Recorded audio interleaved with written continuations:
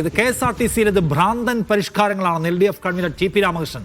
ഒരു നീതീകരണവുമില്ലാത്ത രീതിയിലാണ് KSRTC-യിൽ പരിഷ്കാരങ്ങൾ നടപ്പിലാക്കുന്നത്.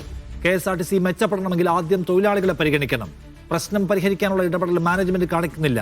മാനേജ്മെന്റ് നിലപാടിൽ മാറ്റം വരുത്തിയില്ലെങ്കിൽ സമരം തുടങ്ങുമെന്നും TP രാമകൃഷ്ണൻ പറഞ്ഞു.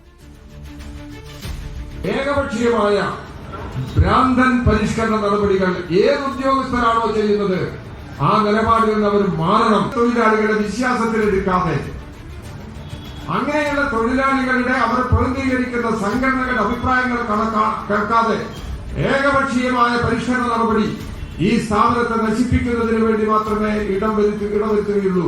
എന്താണ് നിങ്ങൾക്ക് ഇവിടെ നിന്ന് സംഘടനകളുമായി ചർച്ച നടത്തിയ ഒരു നിലപാടിലേക്ക് എത്താൻ കഴിയാത്തത്?